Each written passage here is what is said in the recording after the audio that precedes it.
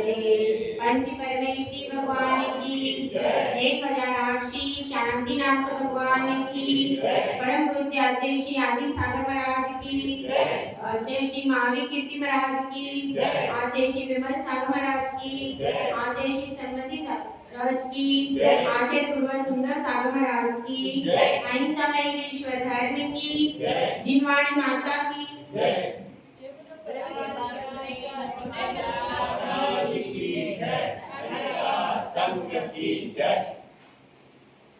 धीरे धीरे सूरज ढलता है, धीरे धीरे बादल बरसता है, धीरे धीरे कन्या जब फेरे लेती है तो वह नववधू बन जाती है।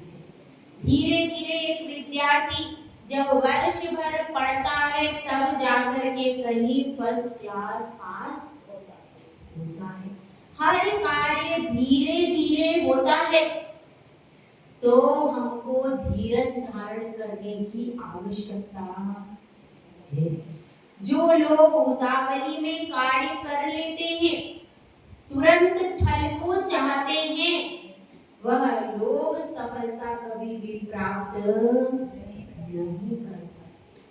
अगर हम यह अपेक्षा करें कि हमें कोई रोग हो गया है और हमने दवा लगाई तुरंत रोग दूर हो जाए, दवा खाई तुरंत रोग दूर, तो कम से कम एक दिन, आधा घंटा, 1 घंटा, 2 घंटे, इतना समय तो एलोपैथिक ट्रीटमेंट में भी लगता है। और जितना पुराना रोग है उसमें उतना ज्यादा समय लगता है। आयुर्वेदिक में और ज्यादा लगता है, क्योंकि वो सीधा जड़ से खत्म करता है रोग को।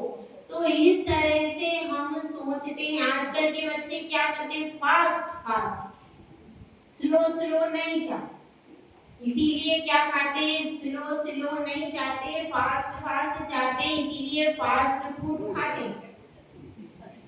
और फास्ट फूड खाते हैं और बीमार पड़ जाते हैं। उससे क्या फायदा है, फास्ट फूड से फास्ट फास्ट बीमार पड़ते। फास्ट फूड मतलब जिसको फास्ट फास्ट बीमार पड़ना हो, क्या खा ले, फास्ट फूड खा लो तो फास्ट फास्ट आप बिल्कुल जल्दी बीमार पड़ जाओगे, ज्यादा टाइम नहीं। ऐसी एक छोटी सी घटना, एक बच्चा 4 साल का था। अब मम्मी इधर उधर बिजी रहती थी, कहीं किटी पार्टी में जा रही है, कहीं ब्यूटी पार्लर में जा रही है, कहीं सहेलियों में जा रही है। मम्मी बहुत मॉडर्न थी, पैसा घर में खूब था, तो मम्मी क्या करती थी, जब भी बच्चा रोता था भूख से तो उसको एक पैकेट पकड़ा देती थी बाजार से लाके। अब बताओ, कुछ दिन के बाद बच्चे को बहुत तकलीफ होने लगी, डॉक्टर के पास लेके गई, 4 साल का बच्चा। डॉक्टर के पास जब लेके गई तो डॉक्टर ने कहा इसको तो कैंसर हो गया। अब उसकी माँ ने कहा मैं तो कुछ खिलाया ही नहीं, मैंने तो कुछ किया नहीं। तो उन्होंने कहा आप क्या खिलाती थी? हमने कहा हम पैकेट वाले वो फूड खिला देते थे, बस फास्ट फूड, ये बर्गर, ये केक, ये सारी चीजें, ये पेस्ट्री सब बाजार से ला करके मैं बच्चे को। तो 4 साल का बच्चा कैंसर का पेशेंट कैसे हुआ? फास्ट फूड क्यों? क्योंकि उसमें केमिकल्स होते हैं और बच्चा बहुत नाजुक होता है। बच्चे के पेट, बच्चे की आंतें कैसी होती है, नाजुक होती है, और उसमें अपन ने, बड़ा व्यक्ति तो कभी होगा भी उसमें कुछ, तो वो थोड़ा बहुत करके उसको सहन भी कर लेगा, तो उसको बाद में होगा। बड़े लोगों को भी कैंसर बढ़ रहे हैं, पहले इतने कैंसर के पेशेंट नहीं होते थे जितने अब। उसका कारण क्या है? उसका कारण है सब्जियों में केमिकल, सारे फूड्स में केमिकल, और जब खाद होती है वो भी पूरी केमिकल।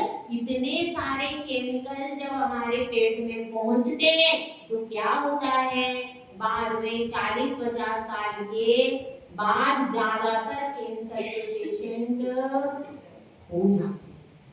ये कारण है, क्योंकि आजकल अपन खाना नहीं खा रहे, केमिकल खा। तो अब वह 4 वर्ष का बच्चा, सोचिए तो उसकी आंतों में क्या हो गया, कैंसर हो गया। तो ये बात हमको समझनी चाहिए कि यह कितना खतरनाक है। और वो इफेक्ट तुरंत पता क्यों चला? क्योंकि बच्चे का पेट कमजोर था, बच्चा कमजोर था, इसलिए उसको तुरंत उसका इफेक्ट पता चल गया। तो इस तरह से हमको समझना चाहिए कि वर्तमान में जो यह फास्ट फूड संस्कृति चल रही है, ये हमारे शरीर के लिए कभी भी अच्छी नहीं है। धीरे धीरे रोटी बनने में समय लगता है। घर में हम सुबह की रोटी शाम को खा, और बाजार से हम 10 दिन 15 दिन पुराना, कितने पुराना होता है टमाटो का सॉस, वो इतना पुराना होता है, इतने उसमें जीव, वो सब खाते। लेकिन घर में यदि आप अपने बच्चे से कहोगी, क्या कहोगे? भाई सुबह की रोटी है, खा ले। बच्चा नहीं खाएगा, खाएगा? बासी रोटी मुझे खिलाती हो, मेरी इतनी वो हो गई। लेकिन बाहर जाकर के वो जो केक खरीद के लाया है, वो कब बनाया है? इसलिए समझना चाहिए कि ये जो फास्ट संस्कृति है, ये कभी भी अच्छी नहीं। जो हमारी संस्कृति तो क्या है, गरिमा है, यह कहता है धीरे धीरे करो लेकिन अच्छा करो। धीरे धीरे जो काम धीरे धीरे होगा, धीरे धीरे क्या होगा, वह काम अच्छा होगा। और हम जल्दी जल्दी करना चाहते हैं, एक कौर को भी 32 बार चबाने का आता है। जो कौर आपने 32 बार चबा करके खाया है, उसका परिणाम शरीर के लिए अच्छा। तो धीरज रखना चाहिए, धीरे धीरे हर कार्य सफलता को प्राप्त होता है। और सामायिक में विशेष तौर से धीरज का बहुत महत्व है। अब आप मौन लेकर के बैठ गए, मान लो घर में कोई शोर करने लगा, कोई परिस्थिति हो गई, उस समय आपको धैर्य धारण करके मौन ही रहना पड़ेगा, तब सामायिक का अभ्यास होगा। यदि आप एकदम उथल हो गए तो सामायिक कभी भी नहीं, क्योंकि परिस्थिति कोई ना कोई तो बनेगी बनेगी। आप ये सोचोगे कि नहीं बनेगी, कहीं ना कहीं से कोई ना कोई विपरीत परिस्थिति, उस समय भी आपको मौन रह करके, कषाय नहीं करके, शांत भाव से बैठोगे, तब जाकर के सामायिक अच्छी होगी। अब यहाँ पर शिष्य प्रश्न करता है कि गुरुदेव आपने ये तो बताया नहीं कि चिंतन क्या करना है? सामायिक की विधि तो सब लिखी हुई है, पर फिर भी वो तो साधु परमेष्टि के लिए कि वो भक्ति आदि पढ़ते, हम क्या करें? हम तो श्रावक हैं, तो हम क्या चिंतन करें? तो इसमें आचार्य श्री उस प्रश्न का उत्तर दे रहे हैं। देखिए गाथा नंबर हमारी है 104। अशरण अशरण मशकुम नित्यम दुख दुख मनात्मान मावसामि भवम मोक्षस्तद विपरीतात् मेति ध्यायन् सामयिके। इसमें बताया गया है आप सामायिक में बैठे हो, संसार कहीं दूसरी जगह नहीं चला गया, वह वही है, संसार में ही रहना है आपको। तो अब संसार के विकल्प भी मन में आ रहे। अभी बाहर से तो अपन ने कमरा बंद कर लिया, हो सकता है घर में कोई नहीं है, ये भी हो सकता है, लेकिन मस्तिष्क में, मन में तो पिक्चर चल रही है। वहाँ पर 10 साल पहले वहाँ पर ऐसा था, मेरी माँ के यहाँ ऐसा था, और यहाँ पर ऐसा हो गया है, घर में सुबह डांट दिया है किसी ने। ये सब पुरानी पिक्चर तो चल रही, फ्लैशबैक, उसको क्या करेंगे? तो उस फ्लैशबैक को दूर करने के लिए उस पिक्चर को, क्योंकि वो पर्दे वाली पिक्चर तो 3 घंटे चलती है, ये 24 घंटे चलती है। ये पिक्चर जो आपके दिमाग में चलती है, ऐसा हुआ था, इसने ऐसा कहा था, इसने ऐसा किया था, ये जो पुरानी पास्ट की पिक्चर कब चलती है? 24 घंटे चलती है कि नहीं चलती है? ये 24 घंटे की पिक्चर को भी यदि यहाँ पर स्टॉप करने की बात आ रही है तो एकदम तो स्टॉप नहीं होगी फिर। तो उसके लिए यहाँ पर बता रहे हैं, सबसे पहले लिखा आशरण, मेरा कोई भी शरण नहीं। सबसे पहले यह चिंतन करना होगा कि मेरा कोई भी शरण नहीं है, मेरा कोई कर्ता धर्ता नहीं है। जब तक आप ये समझते रहोगे मैं इसकी शरण में चला जाऊंगा, ये मेरा हित कर देगा, ये मेरा हित कर देगा, तब तक आप अपनी आत्मा की सत्ता को पहचान नहीं पाओगे। क्योंकि इस पूरे लोक में अगर सबसे बड़ा शरणदाता आपके लिए कोई है तो सिर्फ आपकी आत्मा है। अरिहंत आदि भी हैं, वे सिर्फ साधन हैं, साध्य नहीं है, लेकिन वो शुभ साधन है। एक रास्ता तो जाता है यहाँ से मांगी तुंगी का, तो आपको सिद्ध क्षेत्र के दर्शन कराता है, और एक रास्ता जाता है यहाँ से मधुशाला। मधुशाला मतलब मालूम है क्या होता है? मालूम है? शुभ भैया को मालूम है ना? मधुशाला किसको कहते हैं? शराब की दुकान को मधुशाला, अपन अच्छे शब्दों का। एक तो जा रहा है मांगी तुंगी पे, और दूसरा कहाँ जा रहा है? मधुशाला की। ठीक है? नहीं, एक हरिवंश राय बच्चन जी की बहुत प्रसिद्ध कविता है, इस हिसाब से पूछा है, आप गलत वे में ना ले।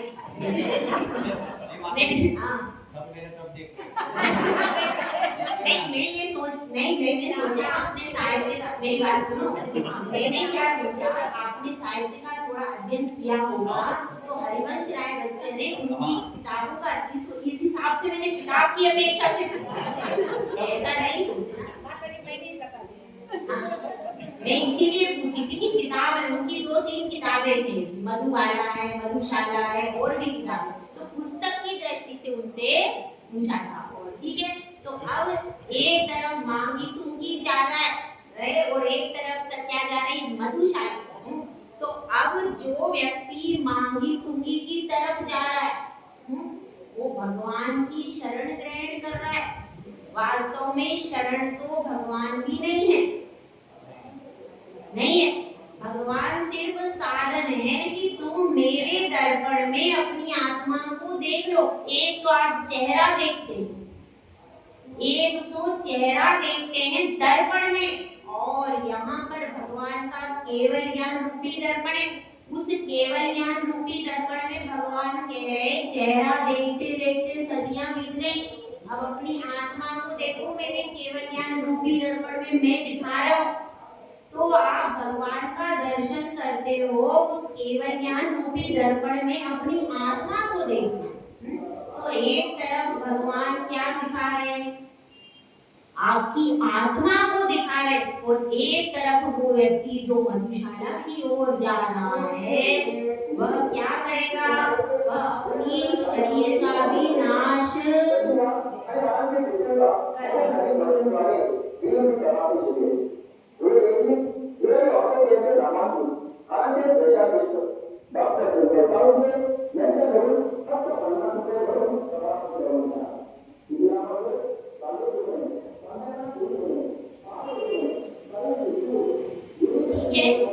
वह एक व्यक्ति को मांगी तुंगी तक जा रहा है, क्या करेगा? वह इस अपनी मनुष्य पर्याय को सार्थक कर रहा है, भगवान के दर्शन कर रहा है। और एक व्यक्ति कहाँ जा रहा है? पतन के मार्ग पर जा रहा है, तो वह आत्मा का तो पतन करेगा ही करेगा, साथ में ये बहुमूल्य मनुष्य पर्याय का भी क्या कर लेगा? पतन कर लेगा। तो एक साधन दोनों है। साधन एक ने अशुभ साधन को पकड़ लिया, एक ने शुभ साधन को पकड़ लिया।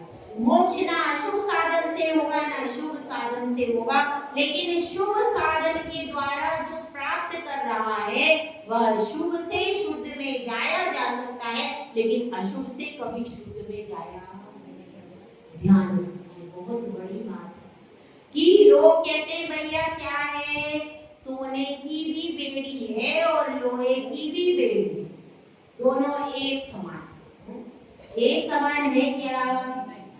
अगर आपको सिपाही हथकड़ी लेकर के जेल में ले जा रहा है और एक तरफ आप अच्छे अच्छे आभूषण पहनकर मंदिर में जा रहे हो, किसको ज्यादा अच्छा लग रहा है? जो आभूषण पहन करके जा रहा है। तो इसी तरह से जो आभूषण पहन करके आज मंदिर में जा रहा है, कदाचित भगवान की प्रतिमा से देवशास्त्र के संबोधन से वो दीक्षा भी ले लेगा, लेकिन जो हथकड़ी पहन के जा रहा है उसके क्या चांसेस है? उसके कोई चांसेस भी नहीं है। इसीलिए अशुभ तो छोड़ना ही है। तो इसलिए इस चीज को समझो कि साधन अपने को वह पकड़ना है जो मोक्ष तक ले जाए, हमें पाप से बिल्कुल मुक्त कर दे, ऐसा साधन हमको पकड़ना है। तो इसीलिए समझना है कि शरणभूत हमारे लिए कोई है तो कौन है? अरहंत, सिद्ध, आचार्य, उपाध्याय और साधु। और ये सब भी क्यों शरणभूत हैं? इसलिए शरणभूत हैं क्योंकि हमको मोक्ष प्राप्त करना है, ये मोक्ष की राह पर चल रहे हैं, इसलिए शरणभूत। और ये केवल ज्ञान रूपी दर्पण में हमें दिखा रहे अपनी आत्मा का चेहरा। किसने देखा आत्मा का चेहरा? अपनी आत्मा का, शरीर का चेहरा तो बहुत देख लिया, अपनी आत्मा का चेहरा भी देखो। तुम्हारी आत्मा का चेहरा कैसा है? कितने कर्म उस आत्मा में लगे हुए हैं? तो वह सब कौन दिखा रहा है? अनंत भगवान का केवल ज्ञान रूपी दर्पण आपको आत्मा के बारे में बताता है कि जैसे मैंने अपनी आत्मा का कल्याण कर लिया, वैसे ही तुम भी अपनी आत्मा का कल्याण कर लो। समझ में आया? तो इस प्रकार से शरणभूत अगर कोई है तो कौन है? हमारी आत्मा और पंच परमेश्वर। इसके अलावा और कोई भी शरणभूत हमारे लिए नहीं है। दूसरा बताया अशुभ, क्या है? अशरण है। यहाँ पर संसार की बात हो रही। संसार में जितने भी लोग हैं वह उनमें से कोई भी मेरे लिए शरणभूत नहीं। और दूसरी बात अशुभ है। संसार कैसा है? शुभ है कि अशुभ है? अशुभ रूपी है। चारों गति हमारे लिए एक भी गति शुभ रूप नहीं है। और कैसा है? अनित्य है। बिजली की तरह, बिजली धनुष, सूर्य धनुष चम चपराई, इसमें यह पूरी जैसे बिजली चमकती है, ऐसे ये क्षणभंगुर भोग है। एक क्षण में क्या हो जाते हैं? ये सारे भोग नष्ट हो जाते हैं। एक क्षण में वो पटरानी थी, कौन? चाहे सीता को ले लो, चाहे अंजना को ले लो, एक क्षण में पटरानी थी, अगले दिन क्या बन गई? जंगल में वनवासिनी बन गई। इसलिए कोई भी पर्याय नित्य है ही नहीं। बादल को देखो तो बादल भी छट जाते, बिजली भी क्षण भर। इसी प्रकार से ये लक्ष्मी भी कैसी है? क्षणभंगुर है, सदा रहने वाली। संसार में सदा रहने वाली कोई भी चीज, हर समय पर्यायों का परिणमन चालू है। इसी का नाम संसार है, जिसमें पर्यायों का प्रति समय परिणमन होता रहता है, वही क्या है? संसार है। और क्या बताया? दुखम वनात्मान, और इसमें हमेशा दुख ही दुख होता है। कभी भी कैसा आप चाहते हम सब सुख है। क्या चाहते हैं हम सब? चाहते तो सुख है, लेकिन होता क्या है? होता यहाँ पर प्राप्त। संसार में प्राप्त क्या होता है भैया? संसार में दुख मिलता है कि सुख मिलता है? दुख ही मिलता है, सुख कभी भी मिलता नहीं। लेकिन चाहते सब क्या है? सुख, लेकिन मिलता क्या है? ठीक है। तो यहाँ पर यही बात कर रहे हैं, संसार का नाम ही दूसरा क्या है, दुख है। तो ये क्या करेंगे, और मोक्ष से विपरीत है क्या, संसार, इसमें रहना, इन भव भव के भ्रमण में रहना मेरा कैसा है, अच्छा दुख रूपी है सब कुछ। तो इसलिए इसमें क्या करना चाहिए, यह सब सामायिक में चिंतन करो, तब आपका अपने परिवार से, अपने बेटे से, पोता पोती से, क्योंकि बूढ़ों का मुंह किससे, दादी उदास क्यों थी, तो पोता नहीं था, तो ऐसा पोता पोती से मोह बहुत ज्यादा गहरा रहता। तो ये अगर आप 12 भावनाओं का रोज चिंतन करोगे तो आपका मोह धीरे धीरे कम हो जाएगा। तो अब इसमें यही बता रहे, और अब सामायिक में अभिचार कितने होते उसका वर्णन यहाँ पर कर रहे हैं। देखिए गाथा नंबर 105, वाक्काय मानसानां प्रणिधाना नादरान स्मरणे सामायिक स्यातिगमा व्यंजन्ते पंचभावेन। वाक्काय मानसाना, वाक्काय यानी वाक का अर्थ क्या है, वचन, वचन दुष्प्रणिधान। यदि हम सामायिक में बैठे हैं और कोई व्यक्ति आए और हमारी पुरानी सहेली, पक्की बचपन की बचपन की सहेली आ गई और उज्ज्वला जी कहाँ बैठी थी, सामायिक में, और उसने कहा अरे तुम इतने दिन में मुझे मिली, मेरी क्या है गाड़ी तैयार खड़ी है, अभी 5 मिनट को बस तुमसे मिलने को आई। अब क्या होगा, सामायिक कर रही हो तुम, सामायिक में बैठी, तुम्हारा उपवास था और तुम सामायिक में बैठी हो, अब क्या होगा, अब भले तुमने मुंह करके उसको ठीक है सामायिक चली गई, लेकिन अब अरे वो आ गई, मैं बोल लेती, मैं कर लेती, अरे अरे पूरी सामायिक कैसे हो रही है, अरे मेरी सामायिक नहीं होती, मेरे इतने दिन में वो आई, मैं उसको कब से वो याद कर रही थी, वो अब आई और क्या हुआ, ऐसा हो जाता।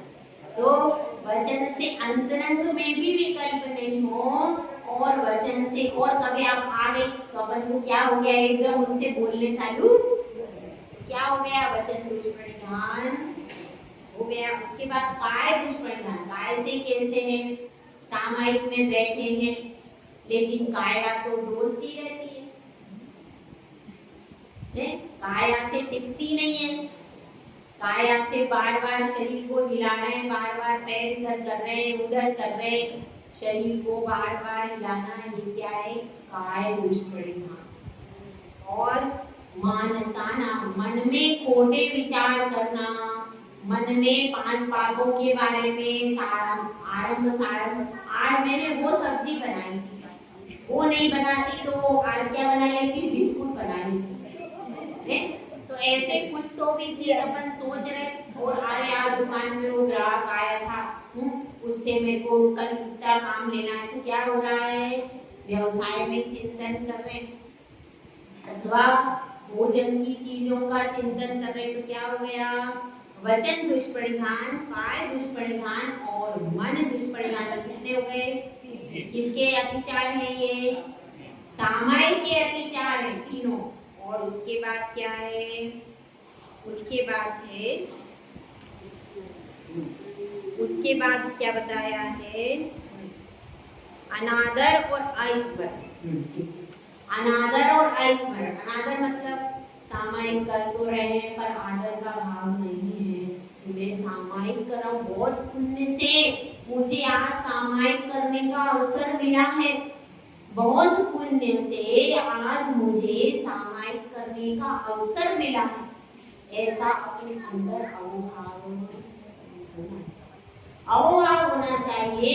अरे बहुत अच्छा, आज मुझे प्रभु के दरबार में बैठने के लिए मिला, मेरा बहुत पुण्य है, बहुत अच्छी बात है, ऐसा तो नहीं सोच रहे अरे सामायिक करनी पड़ रही है, अब क्या करें, अब मैंने नियम ले लिया था, महाराज ने ले दिया था, मैंने ले लिया, अब उपवास है आज मेरा तो मेरे को करनी पड़ेगी, मैं नहीं, क्या हो गया? अनादर। सामायिक का अनादर करना, अनादर भाव से करना है, तो ये क्या अतिचार? या फिर क्या है, अपने शरीर में कोई प्रॉब्लम हो गई तो अपने से नहीं बैठते बढ़ रहा है, कोई प्रॉब्लम हो रही है तो शरीर में दुख रहा है, तो सामायिक के प्रति आदर भाव नहीं हो पा रहा, ऐसा भी हो सकता है। तो यहाँ पर सामायिक के प्रति आदर भाव नहीं है, शरीर में ही आपका पूरा उपयोग थोड़ा सा भी आदर भाव सामायिक के प्रति नहीं है, तो ये क्या हो गया? अनादर से करें। और अस्मरण, अस्मरण का मतलब क्या है? जो भी हमें सामायिक पाठ था तो सामायिक पाठ भूल गए, जो सामायिक पाठ पढ़ना था वह जाप कर रहे थे, जाप करते करते माला अलग फिर गई और गाने पूरे हो गए। तो जाप करते, जो अपनी व्रत की जाप है वो जाप कैसी हो गई? जाप जपते जपते आगे पे आए मैं और बीच में जाप कुछ की कुछ हो गई, तो जाप भूल गए अथवा सामायिक का पाठ भूल गए, ये सब क्या हो गया? अस्मरण। मतलब आपको या तो आपको याद हो कि भी सामायिक करो तो पुस्तक लेकर के करो, अगर आपको अच्छे से याद नहीं है, क्यों? क्योंकि यदि आप बीच में पाठ भूल जाओगे तो आपको अतिचार लग जाएगा। इसलिए क्या करना चाहिए? या तो आप रोज सामायिक करो तो आपको पाठ याद होगा। तो इसलिए इसमें अनादर 5 प्रकार के अतिचार होते हैं: वचन दुष्परिधान, काय दुष्परिधान और मन दुष्परिधान। और कौन सा है? अनादर और अस्मरण। तो ये क्या है? ये 5 भाव की अपेक्षा से ये अंतरंग में ये दिखाई नहीं देंगे।